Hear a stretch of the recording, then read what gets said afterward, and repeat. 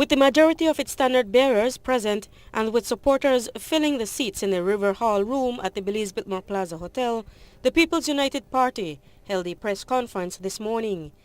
Coming just 2 days after Prime Minister Dean Barrow amended the law to reacquire Belize Telemedia Limited, today the PUP came out swinging, condemning Barrow's actions.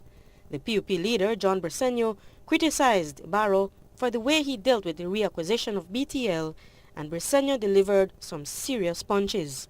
The Prime Minister said that his actions to take over BEL on the 24th of June were to avoid a crisis.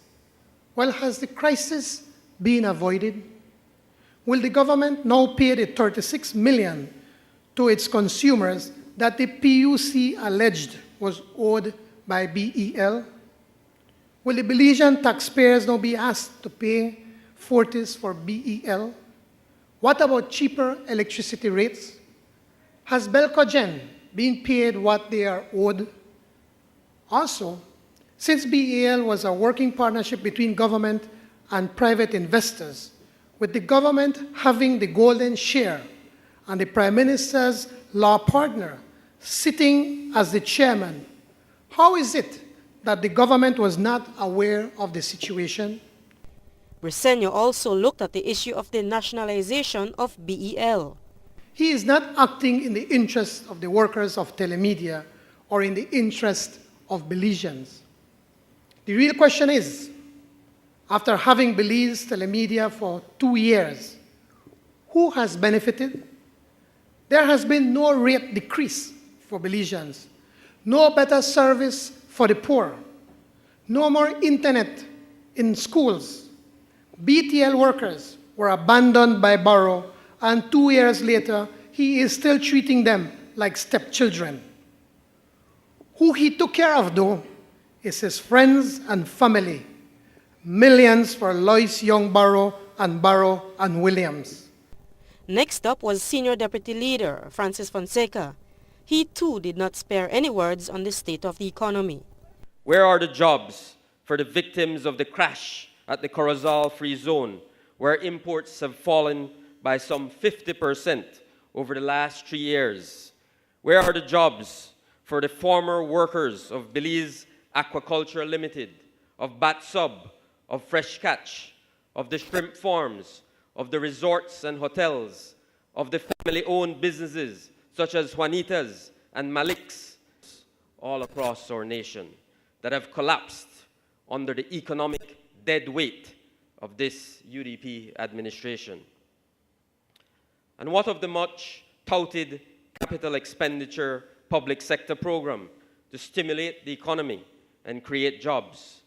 We are still awaiting the $200 million stimulus package promised in March of 2008. Arthur Saldivar, who is the PUP's standard bearer in Belize Rural North, referred to the way the Prime Minister has described Michael Ashcroft in the House and shared that Barrow and Ashcroft too have a long business history. Michael Ashcroft was a quote-unquote white devil. But since before 1984, Dean Barrow and Lois Young were the devil's handymen. So we see that there's a Faustian deal. You know the story of Faust, the man who sold his soul to the devil.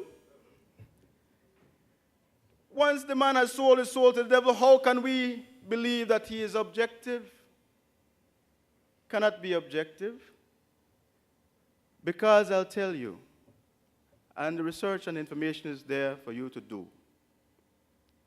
When voice over IP was reality in Belize under Belize Machine Solutions Limited, it was the devil's handymen, Lois Young Barrow and Dean, who fought tooth and nail to put the clap on BMSL and eliminate the opportunity for the Belizean public to utilize voice over IP. Then there was the former leader, Said Musa, who revisited the history of BTL's privatizations and who saluted UDP Orange Walk East Area Representative Marcel Cardona for objecting to the reacquisition.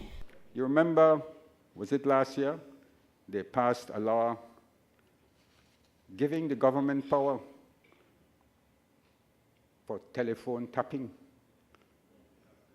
for spying on the people. So they need to control BTL, you see. They need to have total control of BTL. Intelligence, my friends, is what this thing is all about as well. If it were for a public purpose, why is it that they even took over, acquired the shares of the workers of BTL, the shares held in trust for the workers of BTL? Cardona was right. Call the elections, Mr. Barrow. Thank you.